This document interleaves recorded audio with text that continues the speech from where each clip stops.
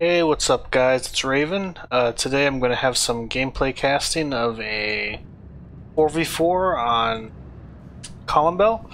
I'm playing the American Armor deck in this game, and I'm probably going to just focus on the early game and show what I did there and then cut it off because after that the game was kind of stagnant. But this is actually a pretty nice little opening, and I want to kind of go through the game. This is a kind of counterpoint to my earlier 12th SS Panzer gameplay video. The two armor decks play really differently in this game, and they kind of require a different approach. And I think this game kind of showcases that, so I want to talk about that a bit. Let me pause real quick and kind of go through my deployment. So I'm going to this middle area of the map, so kind of this, where I'm moving my mouse right now, is kind of the section I'm responsible for. You can see if I just kind of captured all my units in that circle. I'm holding down shift to show you where they're going. So you see I'm positioning them to kind of take advantage of this cover to deploy in front of this guy who's coming down the main road. Now, characteristic of the American Armor deck is you have these kind of cheaper command stewards.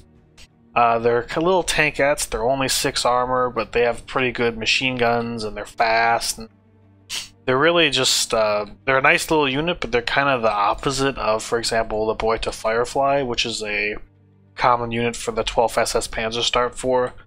This is a big, nasty tank with a heavy main gun that'll just completely destroy my Stuarts if I try and get in a stand-up fight with him. So I'm trying to use positioning and tactics to kind of either overwhelm or neutralize it in the early game. And if I can do that, I can really kind of take advantage of my deck's mobile tanks and cheaper infantry.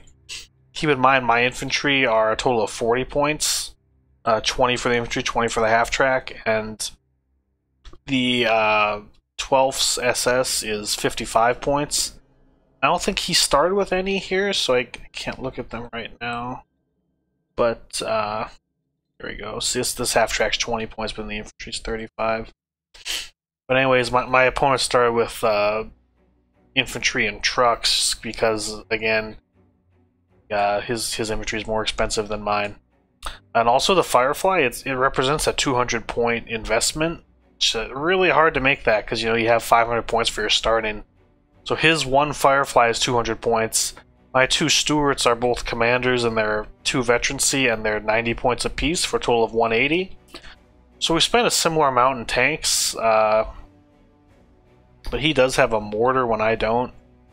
So between the Firefly and his mortar here, that's almost 2/3 of his starting force. And then the rest, I mean, it's no wonder he took infantry and trucks because he can't afford much more after that. And I think that kind of works to my advantage. You see, I also start with 2 anti-tank guns, one over here, which is going to this tree line, and one right here, which is going to this tree line. This tree line right here.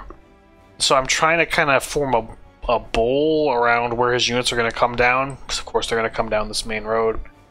And I'm going to use that positional play to try and overwhelm him. So at this point I can see him on the road, I know he's coming. So I'm trying to get my Jeep kind of over here so I can put my recon in that forest. I do deploy my Stuart. This is a little bit risky because I know he's probably got a Firefly or an anti-tank gun coming down the road, but I'm just trying to harass him a little bit, send some shots down the way.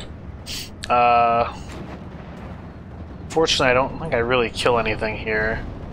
Although I do have my anti-tank and I deploy it early too to help.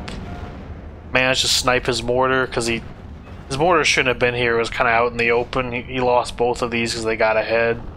The mortar really should have been like back here. And of course I withdraw my tank. So I drew first blood there, but I don't want to stand and fight the Firefly because it's still too strong and it overwhelmed my tanks. I get my AT gun in the woods. I'm pushing it up. Got this AT gun over here, extra infantry over here. See, I'm spreading out. Look at the map. See, I got this little contour up here because he deployed really tight and I deployed a little more wide.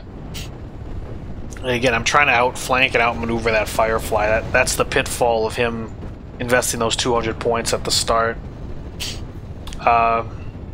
So at this point, he's really weakened because, you know, he just lost infantry squad, he lost his mortar, he lost his fire support half tracks. But there's really nothing I can do about this Firefly yet. You know, I gotta get my anti-tank guns into position. Just call a bunch more infantry. Now I can use my Jeep and my tank to kind of stop stuff from coming into these woods to oppose the anti-tank gun that he knows is here. Because remember, I unloaded and it was shooting. But you see he's advancing his Firefly around to try and shoot through this gap. So then I move my stuff over this way. This is really interesting because, let's see. So he's moving his Firefly over here to give him a progressively better angle behind my wood lines. See right here, the angle's getting tighter and tighter as he moves. Let's see, what's he shooting at? Anyway, he's moving really close over here. And he can do that because he knows the line's pushed here, so there's nothing that's going to come up and shoot him quite yet.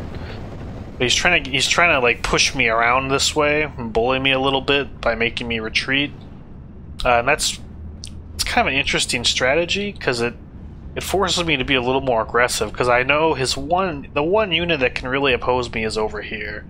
So I start to push my half tracks, push my infantry, push my other tank around the flank. This is kind of what I'm talking about with avoiding the Firefly and playing around it. And he knows I have an anti-tank gun here, so I think eventually he pushes the infantry forward, but it's really hard for him to move because now he's kind of stuck. See, I have my anti-tank gun over here, which he probably doesn't know about. I have one right here, so he's got a good position to kill reinforcements. See, he's being really careful not to poke out too far where this gun could shoot him. But he's in a really good position to contest me and kind of lock down this tree line. But he doesn't have anything to kind of stop what I'm doing right now. See, he calls it Befehl Panzer II. It's a kind of a little tankette with a 20mm cannon, basically. It's not very good, but it's kind of the only thing he has right now that's mobile besides the Firefly. And that's really the weakness of this deck. They're really weak outside of the Firefly until later phases, so I'm trying to take advantage of that right now. I think he bought too much infantry, and what he really needed was like an anti-tank gun over here to try and pick my stuff off, because the Befehl Panzer is just not going to cut it. This is a rocket plane from Removal Force, who's a different player.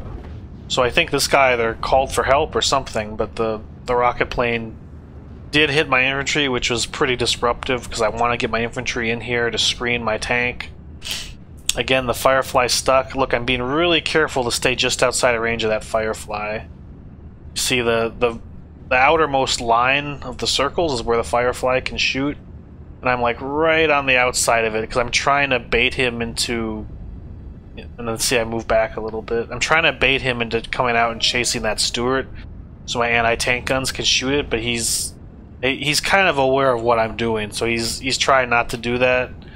He's hoping he can get his tankette over here to oppose me. I think that's Recon 2 he's bringing up. And really, if I were him, I probably would have spread these infantry out a little bit more, had something over here. But he's trying to unlock his Firefly from this position. He needs to push out, and then if I were him, I'd retreat back this way. But that's hard for him to do. What's he? Oh, he's trying to shoot at my Jeep. I was pushing around to try and maybe probe a little bit. Let's see. And this is his storage plane. He has a recon plane. I think he's trying to get an idea of what I'm doing and where I am to react a little bit better. I think this is actually a Stug. His friend calls out to, or I don't know if they're friends, but his ally calls out to help him, or try to help him. So you see I push up my armored rifles because I need to clear out this wood line so I can push my anti-tank gun up. If I keep really tight on this angle like I'm doing right now, I can provide fire support into those woods without exposing myself to the Firefly. In order to shoot back here, he'd have to come like right about here, which would open him up to my AT gun right there. I could just move him out a little bit and then fire. And he's smart not to do that, but I'm trying to bait him into doing that by putting my tanks really close to kind of harass him. You see I got my stuff over here probing, trying to cut him off. I took a shot at his Firefly and then retreated before he could return fire. Again, I'm trying to probe him, I'm trying to bait him out because That's the problem with the Firefly. It's like this really scary unit. I gotta play around it, but if I can get it dead, then I have him, and he's being really careful with it, which is good. But I'm able to zone him out as a result. You see his one tankette, the little Panzer II that he has, came up, but I have my other Stuart here engaging it. This is kind of an advantage I have with the Stuarts, is because I have two of them, I can really... Oh, he rockets me. Because I have those two Stuarts, I can really be in two places at once, whereas his Firefly's kind of stuck there. You see it retreated a little bit, and I pulled my AT gun out over here, just enough to shoot it. Firefly only has one machine gun, so it has a really hard time suppressing anti-tank guns simply by itself. If I were him, I would have just gone like a straight line back that way. But unfortunately, he kind of got stuck over here. You see, as soon as the Firefly's dead, like I start pushing, because I know, and obviously there's nothing over here because I've had units blocking him. But I know that I have him now because there's no Firefly. I don't think he has an anti-tank gun at this point as I'm pushing forward.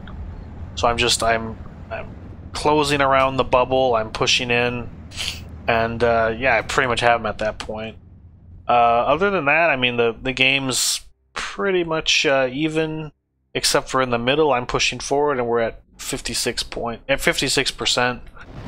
And I think once I lock this down, we'll go to like 58 or something, just enough to give us +2, or at least close to it. Oh, really? Well, at some point we get 58, and then we're pretty much at +2 for most of the game. So basically, you know, I've killed this guy's entire starting force. I'm trying to get into this position and consolidate it. I have my AT gun moving around. I don't think anything can see it. This is the only unit they have on this side. They really need to like recon here or something. But they can't see my AT gun moving up. I'd like to get it like here or here, but I don't have time because I know that Stug's coming.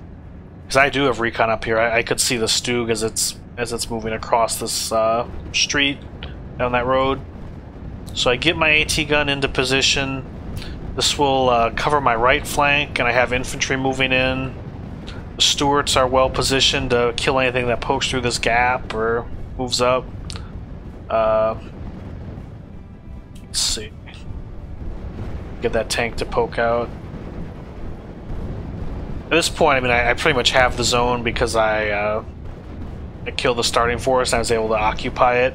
This is a really hard area to push out of because, you know, now I have this nice defensive position behind a blocking wall. So if he wants to come attack me, he has to either come down this road or come around these edges. And so from concealment, especially from this little orchard right here, I can have my tanks and I can just kill whatever comes through that gap or around the sides. And he puts infantry in this, like if he pushes infantry up into these trees right here, I'll spot them and shoot them from this orchard. So at this point, like he's in a really bad position. The guy against me, he wasn't a bad player, but he just got a little unlucky and a little zoned out. And now, you know, that it's really hard to dig yourself out of that hole.